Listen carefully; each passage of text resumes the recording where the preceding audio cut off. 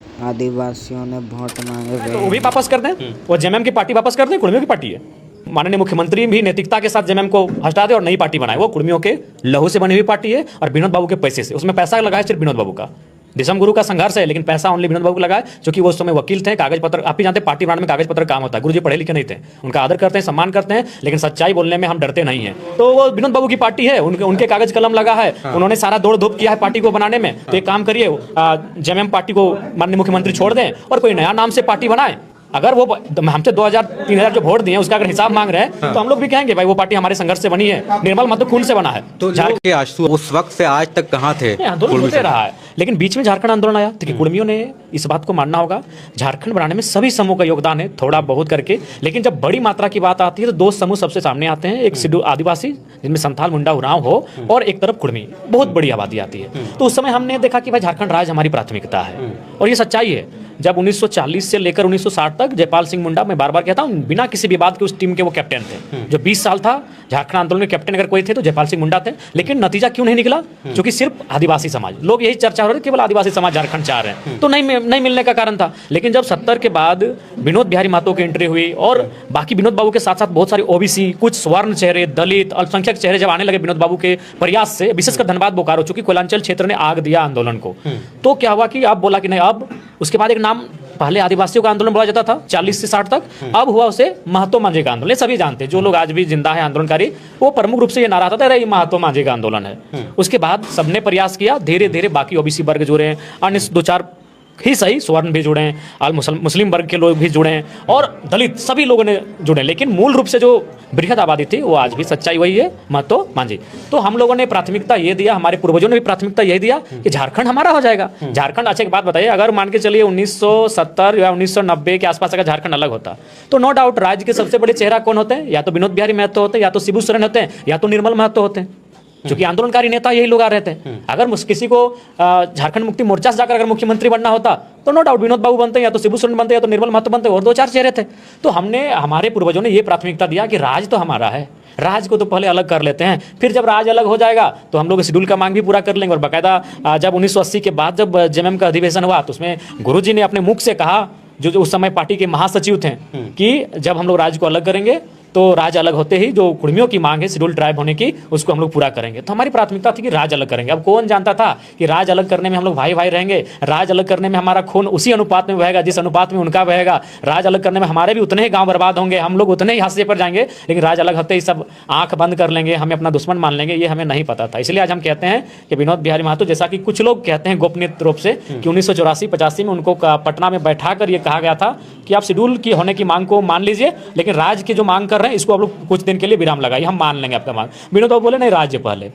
तो इसलिए हम भी कभी कभी दुख में आके कहते हैं कि विनोद बाबू को शायद मांग लेना चाहिए था। आज राज्य अलग हो गया, आज आंख सबका खुला, रास्ता सबको दिखा, तो आज सब भूल गए उन सारी चीज़ों को। हकीकत यही थी। ये तो आप लोग कह रहे हैं लगातार कि कुर्मी जो है आदिवासी हैं, लेकिन जो भ्रांतियां चल रही हैं समाज में, जो भ्रांति चल रही है मैं बताता हूँ, वो कि कुछ महिला कह रही थी आदिवासी की वो छुआछूत कुर्मी करते हैं, महतो करते हैं आदिवासी, ये चला आ रहा है। अब ये इसमें क्या क्लैरिटी है? एक बात अब स्पष्ट है, इसमें हर कोई, जब छुआछूत का दौर भारत में चला तो इसमें हर कोई सम्मिलित है।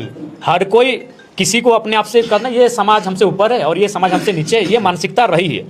ठीक है, आप अगर आदिवासी में भी, जो अभी तो 42 हो गए, उन 32 में भी अगर बहुत सारे गाँव जाएंगे तो आपको पता चलेगा कि एक समूह दूसरे समूह को इस तरह नजर से देखता है। तो कुछ कुछ जगहों पर ये हुआ होगा, मैं इस पे खारिज नहीं कर रहा हूँ, लेकिन नहीं, संभव ही नहीं है। आप हमारे चितरपुर में ही चले आइए, आज हम लोग उनको सहिया बोलते हैं, हम लोग का उनसे पारिवारिक नाता है, उनसे हमारा खान पान का नाता है। ये कुछ जगह पे अपवाद कह सकते हैं, सब जगह अगर वो कोई कह रहा है तो उचित नहीं है। झारखंड में तो भेदभाव, छुआछूत बहुत कम मात्रा में दिखा है, चाहे कोई वर्ग रहे। तो ये एक इस रेल टेका के बाद दो चीज़ देखने को मिला। एक तो पहले से आंदोलन चल ही रहा है ये रेल टेका, लेकिन इस बार जो आंदोलन हुआ उसमें सिर्फ जयराम महतो और जेल कैम्प को टारगेट किया जा रहा है, या फिर जो आजसू हो गए या फिर और भी पार्टियां हैं इसमें आए थे, क्योंकि सुदेश महतो पहले से भी आंदोलन में थे, अभी जो निर्मल महतो यहाँ के मांडू के ही वो भी आंदोलन में थे, और आप जब आंदोलन में आए तो सिर्फ जयराम महतो का चेहरा सबसे ज़्यादा क्यों उनको टारगेट किया जा रहा है? ये आपके कार्यकर्ता भी ऐसा कह रहे हैं, हमने उनका इंटरव्यू किया था। ये क्या है? मैं तो बार बार जो आदिवासी समाज का नेतृत्व कर रहे हैं उन भाइयों उन बहनों से पूछेंगे कि किसी को मांगने का अधिकार है और अगर आपको हमारी मांग के विपरीत अगर प्रदर्शन करना है तो आप भी नियमता करें। आप किसी व्यक्ति को टारगेट करेंगे, सही बात है, ये समाज का आंदोलन था। आप हमारे समाज को लेकर तार्किक रूप से अपनी बातों को रखें। किसी एक लीडर को, किसी एक पॉलिटिकल पर्सन को पार्टिकुलरली टारगेट करना उचित नहीं। और हम तो अगर कहते हैं, अगर उनको जयराम महतो तो मान के चलिए 2-3 सालों से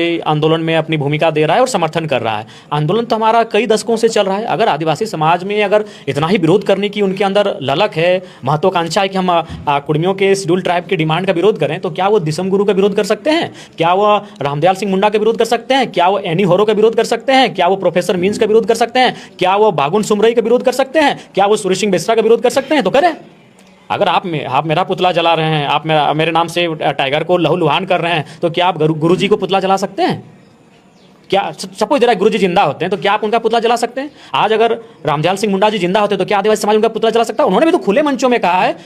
रामदयाल सिंह मुंडा क्या उनको आदिवासी समाज मानता है या नहीं मानता, हम इतना पूछना चाहते हैं। दिसम गुरु शिबू सरन उनको आदिवासी समाज मानता है या नहीं मानता, हम इतना पूछना चाहते हैं। बागुन सुमरई उनको आदिवासी समाज मानता है या नहीं मानता, हम इतना पूछना चाहते हैं। उन बड़े नेताओं ने जिनका कद कई आसमान जैसा ऊंचा है झारखंड की राजनीति में, उन्होंने खुला समर्थन दिया है। चलिए मान लेते हैं दिसम गुरु शिबू सोरेन की मजबूरी हो सकती है, क्योंकि उनको ये बात सत्य है, उनको बनाने में कुड़मी समुदाय का बहुत बड़ा योगदान है। उनका जो जीवन बीता है वो कुड़मी गाँव में 50% कुड़मी गाँव बीता है। तो चलिए उन्होंने कह दिया कि चलिए हम इनको कुड़मी का मांग को मानते हैं। होरो साहब की क्या मजबूरी थी?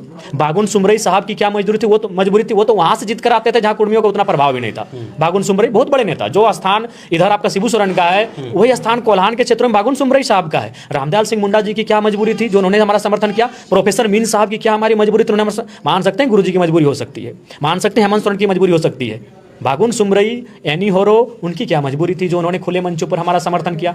बिल्कुल उन्होंने स्पष्ट कहा है कि इनको भी इनमें टोटली ट्राइब का लक्षण दिख रहा है। तो देख ही रहे हैं डीएनए की चर्चा चारों तरफ होने लगी है, हमारा डीएनए का कौन फोरम में हमारे हैं। तो ये अगर उनको इतना ही विरोध करना है तो गुरु जी का विरोध करें, रामदयाल सिंह मुंडा का विरोध करें, वो बागुन सुमरई जी का विरोध करें, और होरो साहब का विरोध करें, उनका विरोध करें, तब आपको माने। तो तब आपका विरोध कहाँ रह जाता है? लेकिन आदिवासी समाज जो है वो लगातार कह रही थी, हम लोग आंदोलन में गए थे, वो कह रहे थे कि जयराम महतो जो हम लोगों ने वोट दिया है वो वापस करे। इतना गुस्सा क्यों है? तो वो भी वापस कर दें, वो जेएमएम की पार्टी वापस कर दें, कुड़मियों की पार्टी है।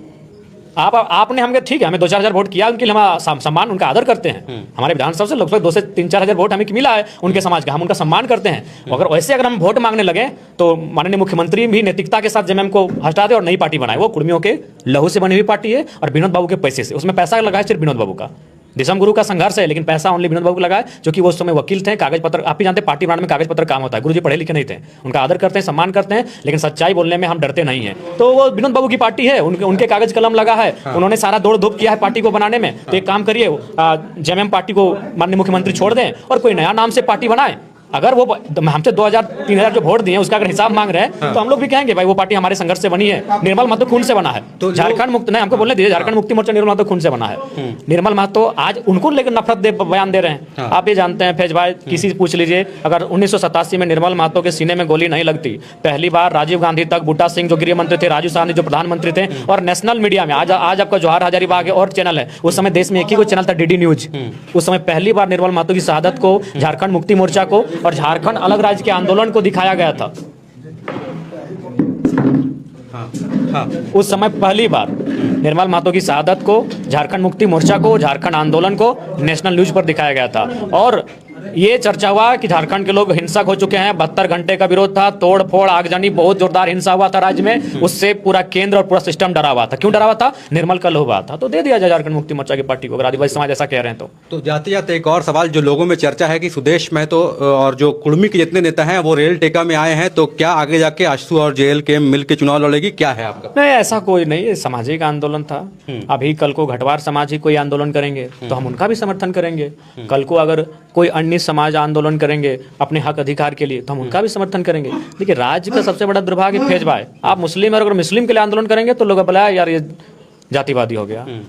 मेहता जी अगर मेहता समाज के लिए कोई आवाज उठाएंगे तो ये भी जातिवादी हो जाएंगे। लेकिन यहीं पर अगर हम आपका आवाज उठा देंगे तो ठीक है, आप इनका आवाज उठा देंगे तो ठीक है। तो बस यही मानसिकता है लोगों की। अगर हम जयराम महतो ना होकर जयराम तिवारी होते हैं तो लोग बड़ी बड़े बेहतरीन तरीके से मेरी बातों को सहमत होते हैं कि नहीं भाई ये तो हम लड़का 1-to-1 जो भी बातें कह रहा है एकदम तर्क तथ्य के साथ रख रहा है। और अच्छी बात बताइए, हमारा विधानसभा में आपने कभी रेल टेका नहीं उठाया, लेकिन आदिवासियों के कई मुद्दे उठाए हैं, उस पर आप जो बता रहे हैं। अनगिनत मुद्दे उठाए। यही पारसनाथ का मुद्दा था, जब मारंग मुरु और जैन समुदाय और आदिवासी समाज आमने सामने थे तो फ्रंट पे आके कौन खड़ा था? जयराम महतो तो खड़ा था। और ये मैं अपनी प्रशंसा नहीं करूंगा, पारसनाथ के इतिहास में सबसे ज्यादा भीड़ अगर हुई थी तो मेरे आह्वान पर हुई थी कि चलिए पारसनाथ का मेला देखने के लिए। पहली बार कोल्हान से, पुरुलिया से, अन्य जिलों से लोग भारी संख्या में आते थे, इक्के दुक्के आते थे, अपने मेहमान घर रहते थे, मेला देख के चले जाते थे, बस करके, गाड़ी करके। उस दिन मेरा कितना था काफिला में, 96 का स्कॉर्पियो था। आज तक पारसनाथ के इतिहास में वो भीड़ वहां नहीं पहुंचा था। 96 का स्कॉर्पियो केवल मेरा काफिले में था जब हम पारसनाथ एंट्री किए थे। तो वो ताकत हमने उनके आवाज को दिया था। लेकिन आज वही, आज प्राय हो गए, आज हम लोग दुश्मन हो गए। लेकिन फिर भी आज एक बात बताइए, आज जो लगातार ये विरोध विरोध विरोध, इस राज्य में अगर कुर्मी और शायद हमको लगता है घासी, तांती और एक दो समूह हैं, घटवार इत्यादि, अगर इनको छोड़ दिया जाए तो उस समय मान के चलिए 10 ट्राइब्स थे, आज हैं 42, तो 30 नया ट्राइब कैसे आया जी? 30 को नया ट्राइबल कैसे आया इस राज्य में? और जब 30 नए ट्राइबल आए, उनको जब सूची में शामिल किया गया, तब किसी ने क्यों नहीं विरोध किया? वही तो मीडिया वालों को सवाल पूछना चाहिए था, जानकार लोगों से, उनके, कि भाई इनको आपने विरोध नहीं किया। आप जो कहते हैं आदिवासी पैदा नहीं होते हैं, मैंने बनाए नहीं जाते, पैदा होते हैं, तो 30 नए कैसे पैदा हो गए? वही तो मेरा सवाल है। चूंकि जेन्युइन सच्चाई यही है कि भारतीय संविधान आर्टिकल 342 भारत देश में आदिवासी नहीं, शेड्यूल ट्राइब पैदा करता है, ये सच्चाई है। और उसी आर्टिकल के तहत झारखंड में 30 नए आदिवासी समूह को पैदा किया गया है और अभी वो 42 है। हाल ही आप कह रहे हैं कि आपकी मांग जो है वो, हम लोग कह रहे हैं कि हमें